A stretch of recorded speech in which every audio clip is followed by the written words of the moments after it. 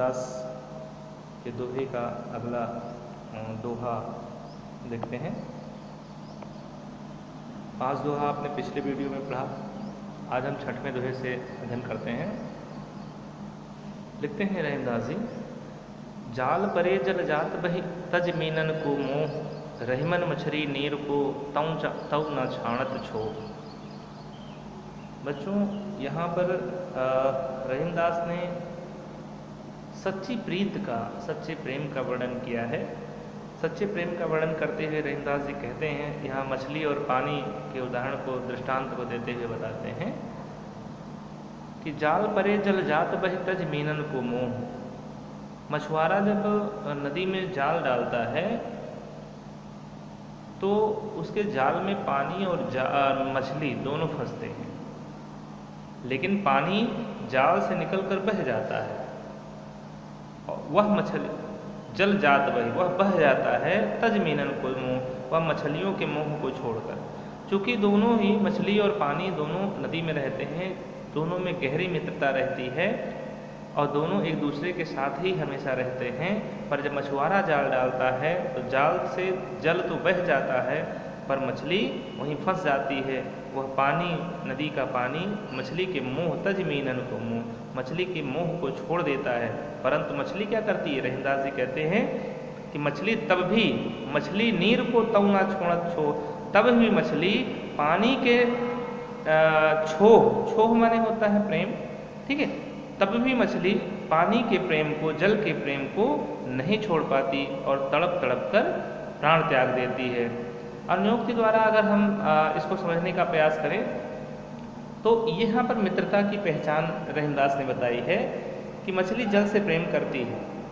यद्यपि जब जल मछली के प्राणों को संकट में देखकर उसे छोड़कर आगे बह जाता है, यद्यपि जल मछली जो पानी जो है देखता है, जानता है कि मछली के प्राणों को संकट है, फिर भी वह उसके प्रेम को छोड़कर, उसके मोह को छोड़कर अपनी जान बचाने के चक्कर में जाल से बह जाता है। लेकिन मछली क्या करती है? मछली पानी से अलग कर देने पर अपने प्राण को त्याग देती है, पर पानी के मोह को, पानी के प्रेम को वह नहीं त्याग पाती। सच्चे प्रेम का, सच्चे मित्र का प्रेम जो है मछली के प्रेम के बच्चों समान होता है। जिस तरह मछली पानी से प्रेम करती है, सच्चा मित्र भी ठीक वैसे ही रहता है।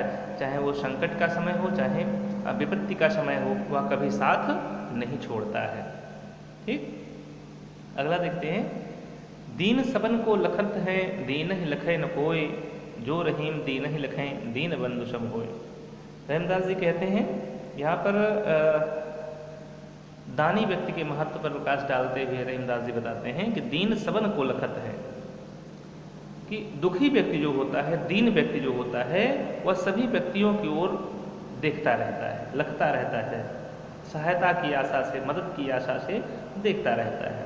दीन ही लखे न कोय, परंतु इस संसार में दुखी व्यक्ति की ओर दया की दृष्टि से कोई नहीं देखता, यानी उस दीन को, उस गरीब को इस संसार में दया की दृष्टि से कोई नहीं देखता है। रहीमदास जी कहते हैं, जो रहीम दीन ही लखे, दीन बंधु सम होय, कि जो कोई भी व्यक्ति दीन दुखियों की ओर सहायता की इच्छा से देखता है, दयापूर्वक देखता है, दीन बंधु सम होय, वह व्यक्ति दीनबंधु के समान अर्थात ईश्वर के समान होता है, वह उसके लिए परमेश्वर के समान हो जाता है। दीनों पर दया करने वाला ईश्वर के समान माना गया है, जो दीनहीन गरीबों की सेवा करता है, क्योंकि भगवान को दीन दयाल कहा जाता है, दीन बंधु कहा जाता है, इसलिए यहाँ पर दीन बंधु सम होय, वह भगवान के समान हो जाता है। यहाँ बताने का प्रयास रहीमदास ने किया है। ठीक, आगे चलें। प्रीतम छवि नयनन बसी, पर छवि कहाँ समाये, भरी सराय रहीम लख, पथिक आप फिर जाए। इस दोहे में प्रेम की अनन्यता कह सकते हैं का परिचय दिया गया है कि प्रेम जो होता है वो अनन्य होता है, उसको बांटा नहीं जा सकता, या उसमें किसी दूसरे के लिए, उस हृदय में जिस हृदय में प्रेम होता है, उस हृदय में दूसरे किसी के लिए कोई स्थान नहीं होता है। कहते हैं प्रीतम छवि नयनन बसी, पर छवि कहाँ समाये। कवि कहता है कि जब किसी के प्रियतम की छवि, उसकी सुंदरता उसकी आंखों में बस जाती है, पर छवि कहाँ समाये, तब किसी दूसरे व्यक्ति की सुंदरता भला वहाँ कहाँ समा सकती है। यानी जब किसी की छवि, किसी का अक्ष, किसी की सुंदरता आँखों में बस जाती है तो उन आँखों में दूसरे के लिए कोई स्थान नहीं होता। जैसे दृष्टांत देते हैं कि भरी सराय रहीम लख पथिक आप फिर जाए। जैसे जब कोई मुसाफिर सराय, सराय माने रैन बसेरा हम कह सकते हैं, आजकल इसका नाम होटल हो चुका है। तो मुसाफिर जो होता है, राहगीर जो होता है, भरी सराय रहीम लख, रहीमदास जी कहते हैं जैसे कोई मुसाफिर जब भरी हुई सराय को, भरे हुए डेरे को देखता है तो पथिक आप फिर जाए, तो वह राहगीर स्वयं ही वापस लौट जाता है, वह किसी से कुछ पूछता नहीं है, क्योंकि प्रेमी के मन में किसी अन्य का रूप आता ही नहीं है। जब उसने देखा कि हाँ वहाँ पर एक गीत आया था बच्चों कि देखो दृष्टांत मैं भूल रहा हूँ, नहीं याद आया।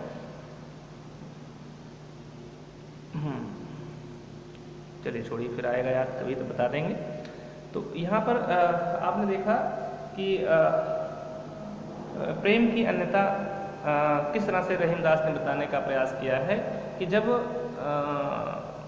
आँखों में भगवान का रूप बस जाता है, प्रियतम यहाँ भगवान को मान लीजिए अगर, तो जब आँखों में भगवान का रूप बस जाता है तब संसार का कोई और रूप उसे आकर्षित नहीं कर सकता, उसे अपनी तरफ नहीं कर सकता, क्योंकि प्रेम जो होता है वो एकांगी होता है, अनेकांगी नहीं होता।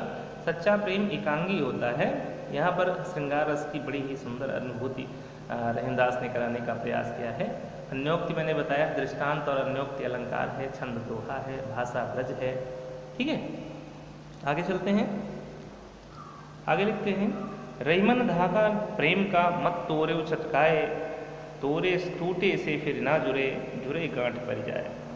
बड़ा ही सुंदर दोहा है, बड़ा ही नीति का दोहा है। इसमें प्रेम की महत्ता को यहाँ भी बताने का प्रयास रहीमदास ने किया है। कहते हैं कि रहीमन धागा प्रेम का मत तोरे चटकाए। रहीमदास जी कहते हैं कि धागा वैसे भी कोमल होता है, अगर जरा सा उसे झटका दे दिया जाए तो वह टूट जाता है, और जब एक बार यह टूट जाता है तो अगर इसे फिर जोड़ने का प्रयास किया जाए तो बिना गांठ लगाए ये जुड़ता नहीं है। वही चीज़ कहते हैं कि धागा प्रेम का धागा या प्रेम भी किसी कच्चे धागे के समान ही होता है। मत तोड़ो चटकाए, कटुता का झटका देकर कह सकते हैं धोखा, झूठ, फरेब, इन चीज़ों का झटका देकर कभी भी इस प्रेम रूपी धागे को तोड़ना नहीं चाहती है। ठीक है, मत तोड़ो चटकाए। इसे जो कटुता होता है, जो धोखा होता है, ठीक है, ये सब झटके होते हैं जो प्रेम रूपी धागे को तोड़ देते हैं, क्योंकि टूटे से फिर ना जुड़े। क्योंकि जब एक बार प्रेम टूट जाता है किसी से, तो यदि वह किसी प्रकार जुड़ भी गया, अगर उसे फिर से जोड़ने का प्रयास किया जाए, जुड़े गांठ पड़ जाए। यदि वह जुड़ भी गया तो जुड़ने पर मन में एक गांठ पड़ ही जाती है। अब एक गांठ क्या है? ये मनमुटाव है, यानी हमारा उस व्यक्ति के ऊपर अविश्वास है कि अगर एक बार यह व्यक्ति धोखा दे सकता है, ठीक है, तो भविष्य में नहीं देगा, इसकी क्या गारंटी है। तो मन में एक मनमुटाव आ जाता है, मन में एक भ्रम, एक कह सकते हैं शंका बैठ जाती है, वही यहाँ पर गांठ है।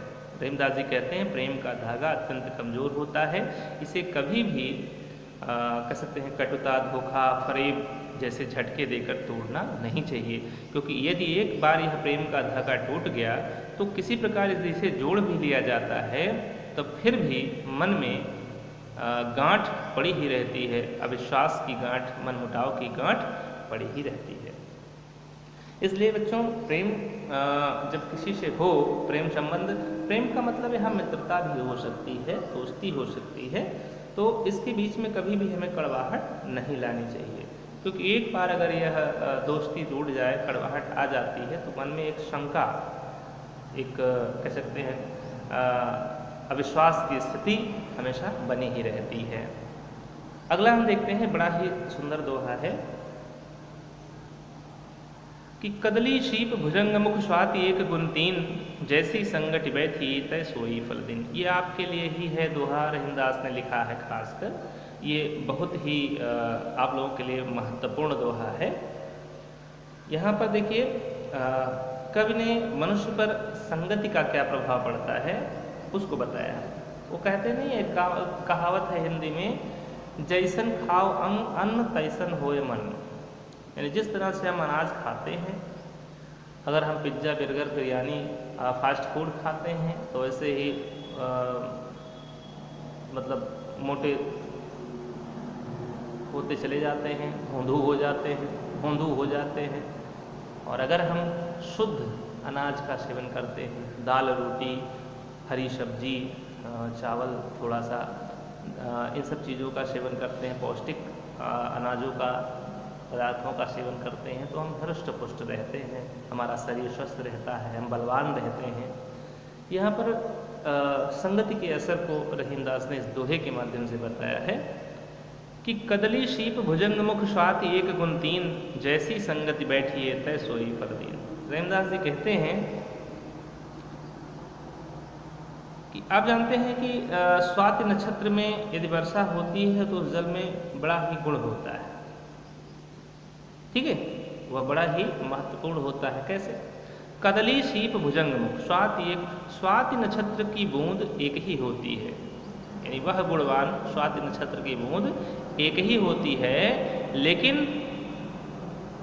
कदली माने केला, जब वो केले के संग में पड़ जाती है, केले के शीर्ष पर पड़ जाती है तो कपूर बन जाती है, सीपी के मुंह में पड़ जाती है तो मोती बन जाती है, और सांप के मुंह में पड़ती है तो जहर या विष बन जाती है। तो इस तरह से स्वाति नक्षत्र की बूंद तो एक ही है, लेकिन उसके गुण जो हैं तीन हैं। कैसे? कदली के केले के साथ पड़ने पर वह कपूर बनती है, सीपी के साथ पड़ने पर वह मोती बनती है, और सांप के साथ पड़ने पर वह जहर बन जाता है, विष बन जाती है। जैसी संगति बैठी है, यानी वह स्वाति नक्षत्र की बूंद जैसी संगति करता है, जैसी संगति में आता है, कदली शीप भुजंग, यानी इनकी संगत जैसी करता है, तैसो ही फल दून, ठीक उसी प्रकार का फल परिणाम वह देने लगता है। ठीक बच्चों, ऐसे ही आप अगर अच्छे मित्रों का साथ करते हैं तो अच्छा फल आता है, दुष्ट बच्चों का साथ करते हैं तो दुष्टता आपके अंदर घर कर जाती है, ठीक है। तो जैसी संगति बैठी है, जिस प्रकार की संगति आप करते हैं, मित्रता करते हैं, दोस्ती करते हैं, तैसो ही फल दिन, ठीक उसी प्रकार का चरित्र आपके चरित्र में उसी प्रकार का विकास होना प्रारंभ हो जाता है, ठीक। क्योंकि संगति का प्रभाव जो होता है वह पड़ता ही पड़ता है, अवश्यंभावी होता है। अगला देखते हैं कि तरवर फल नहीं खात हैं, सरवर पिय न पान, कह रहीम पर काज हित संपत संचय सुजान। यहाँ पर कवि ने मनुष्य को नीति की शिक्षा देते हुए परोपकार के कार्य करने की बात कही है। बताया है कि परोपकार हमें हमेशा करते रहना चाहिए। तरवर फल नहीं खाते हैं, सरवर पिय न पान, क्योंकि वृक्ष कभी भी अपने फल को स्वयं नहीं खाते, और सरोवर माने तालाब या सरोवर या तालाब कभी भी अपना जल स्वयं नहीं पीता है। इसी प्रकार कही रहीम पर काज हित संपत संचय सुजान, इसी प्रकार जो बुद्धिमान व्यक्ति होते हैं वे परोपकार के लिए ही संपत्ति का संचय करते हैं। पर काज हित, दूसरों के हित के लिए, परोपकार के लिए संपत्ति का संचय करते हैं। कौन? जो सज्जन होते हैं, जो बुद्धिमान होते हैं, वे अपने लिए संपत्ति का संचय नहीं करते हैं। संपत्ति का संचय जो है वो विलास अथवा धनपत बनने के लिए नहीं, बल्कि परोपकार करने के लिए करना चाहिए, और यही सबसे उत्तम नीति होता है। भावसाम्य के रूप में अगर संस्कृत में एक नीतिकार की सूक्ति मुझे याद आ रही है, उसको हम बताएं आपको कि स्वयं न खादन्ति फलानि वृक्षा, पिबन्ति नद्यः स्वयमेव नाम्भः, नादन्ति शस्यं खलु वारिवाः, परोपकाराय सताम विभूतयः। ठीक वही चीज, यानी वृक्ष कभी स्वयं न खादन्ति फलानि वृक्षा, वृक्ष कभी स्वयं अपना फल नहीं खाते। पिबन्ति नद्यः स्वयमेव नाम्भः, नदियाँ कभी भी अपना जल स्वयं नहीं पीती। नादन्ति शस्यं खलु वारिवाः, बादल फसलों को स्वयं नहीं खाते हैं। और परोपकाराय सताम विभूतयः, क्योंकि वास्तव में सज्जनों की संपत्ति जो होती है परोपकाराय, वह सताम, सताम माने सज्जन, सज्जनों की विभूति यानी संपत्ति, परोपकाराय, परोपकार के लिए होती है।